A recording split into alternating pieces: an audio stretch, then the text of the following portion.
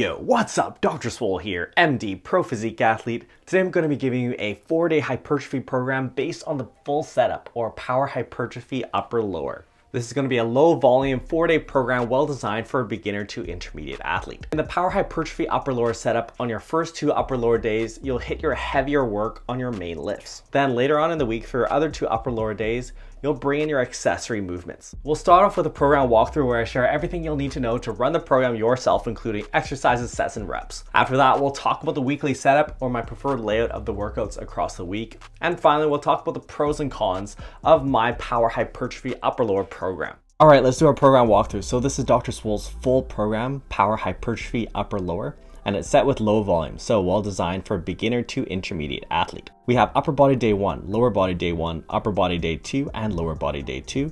Here are the exercises and there are the sets and reps. Down here we have the total number of sets for each workout, so you have an ideal workout length. And here are the total number of sets for each week for each muscle group. And you'll see that this is a relatively low volume program. As a brief overview, you'll see that the program is organized into your heavier days on your first 2 days, which are going to be your power days, and then days where you use slightly lighter weights and slightly higher reps on accessory movements on your upper body and lower body days later in the week, or your quote hypertrophy days. Note that all of these days still are going to be great for hypertrophy. So it's not that you're not going to be building any muscle at all with this heavy work. Let's start off with upper body day 1. We've got bench press for the chest, 3 sets, and we're using a top set back off method here, which I really like for building strength and hypertrophy. You'll warm up to 1 top heavy set of 4 to 6 reps, and after that you'll take about 10% off the bar and do 2 more sets with the same number of reps. This way you're able to really move some heavy weight on that first set while still accumulating some more volume with subsequent sets. Next we have T-bar rows for the back, 3 sets, and we're also using a top set back off method here. So 1 top set of 6 to 10 reps and then 2 back off sets of 6 to 10 reps. I want this to be an example of how you don't necessarily only need to be using these strength techniques on your big 3 movements. They can work really well for other heavy compounds as well. And particularly the top set back off method is one that I like. Now, the reason why I didn't program even lower reps like 4 to 6 on these T-bar rows is that you're more likely to cheat. Also, I don't think it's that productive to be trying to go that close to 1 RM on your back movements. Next, we have dumbbell overhead press, which primarily trains the anterior delts, but also gets a bit of your upper chest. 1 top set of 5 to 8 reps, followed by 2 back off sets. Then we have reverse grip lat pull downs for the back, 3 sets of 8 to 12. You'll see that I've alternated between pressing and pulling movements here, and this is so you get a little bit of time in between those movements to rest a bit. The order here is not set in stone, and you can change things according to your personal preference.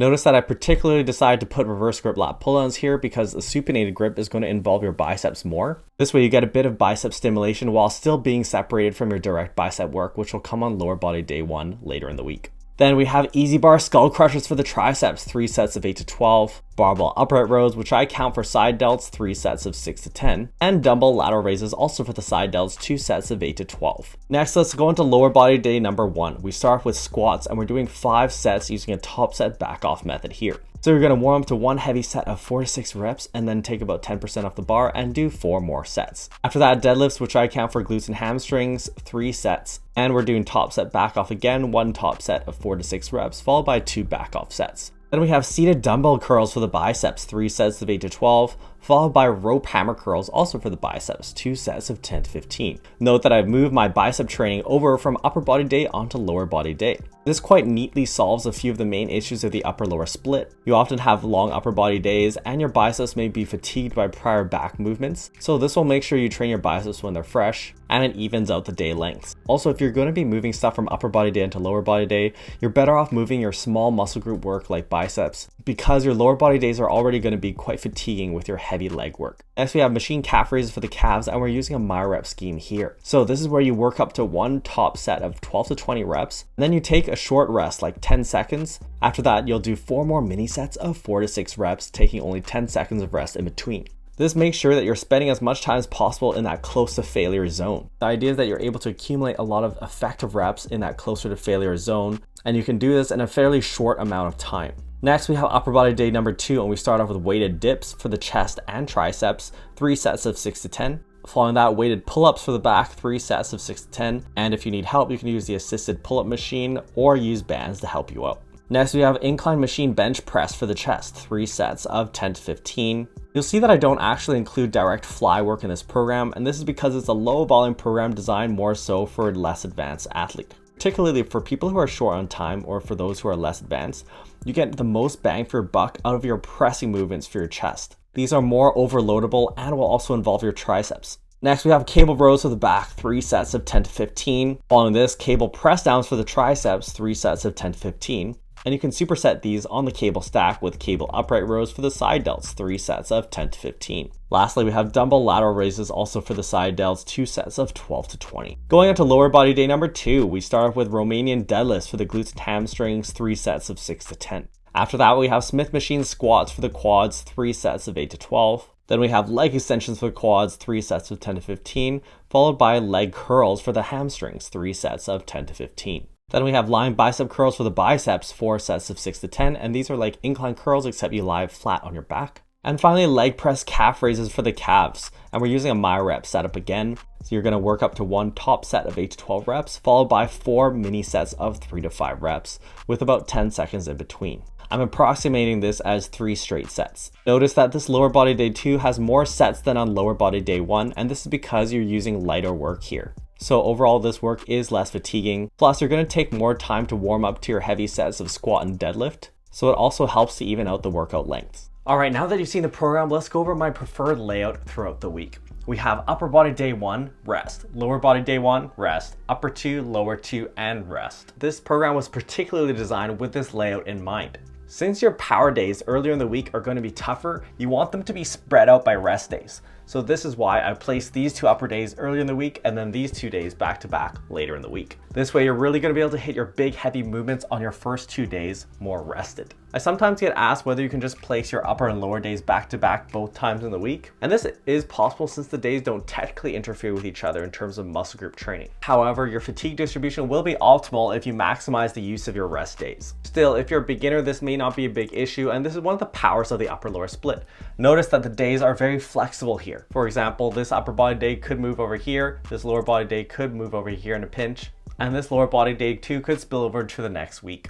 However, if you notice that your schedule is very unpredictable and you're always moving workouts around, it may be better to actually follow a different kind of setup than power hypertrophy upper lower. This is because in this particular setup, your heavy work is all going to get bunched early in the week, and it's nice to be able to predict those days. If your schedule is unpredictable, you might be better off spreading that heavy workout throughout the week. Okay, now let's talk about the pros of my power hypertrophy upper lower program. First of all, this program implements DUP, which is daily undulating periodization. DUP is a method of programming where you divide up your heavier and lighter work throughout the week. People will often refer to this as having a heavy and light day or a volume and intensity day, and there are multiple ways how you can do this. In the DUP setup, you're automatically implementing DUP since earlier in the week you're using your heavier lower rep work, and later in the week you have lighter higher rep work. Some people may find they do better from a strength perspective with this kind of programming.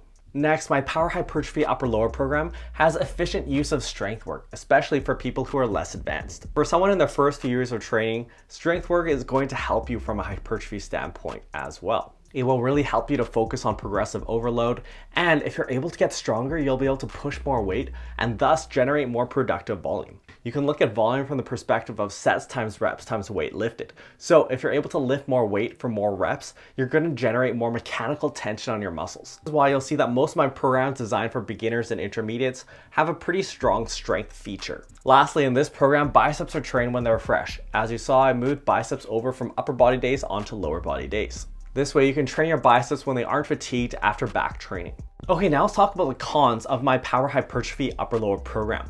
First of all, you have tough power days, and this is because we've lumped all our heavy low rep work on those first 2 upper lower days. This is also compounded by the fact that we've used our main heavy lifts on those days, the squat, bench, and deadlift. While these heavy barbell movements are great for building strength, they are also more fatiguing, particularly the squat and deadlift because they generate a lot of axial fatigue or compressive forces on your spine. So you'll see that the fatigue distribution in this program is not ideal because your first 2 days are significantly tougher than the latter 2 days. This isn't that big of a deal for a less advanced athlete who just isn't able to move that much weight. But as you become stronger, it may become an issue. Next, this program features quite a bit of low rep work. And this low rep work might be fatiguing for more advanced athletes. As we saw, this program has a lot of work in the 4 to 6 rep range, and I put this in there to really help you to drive strength progress. However, as one becomes more advanced and you're able to move a lot of weight, these sets may become very fatiguing for the amount of stimulus that you get out of them. Low rep, heavy work is good for muscle group for the total amount of stimulus you get out of one set. The issue comes from the amount of fatigue that comes from trying to push really heavy weight. That is, for someone who's been training for a long time and is able to lift very heavy, they may get better bang for the buck by lifting a little bit lighter and actually doing more sets. But this kind of training is going to be great if you're a beginner or if you have strength goals. Now, I will be sharing the full program as laid out as an Excel file in my Facebook group. So if you haven't joined the group already, find the link in the description below, join the group, and you can download the Excel file for free. If you're trying to bulk up, check out my book, Dr. Swole's Bulking Manual, on my website, askdrswole.com. I really take you through the ins and outs to take your nutrition to the next level. If you want to see another low volume program, check out this video where I go through a full program based on the push-pull legs Arnold split. This is a 6-day low volume program that combines the push-pull legs and Arnold splits in a unique fashion.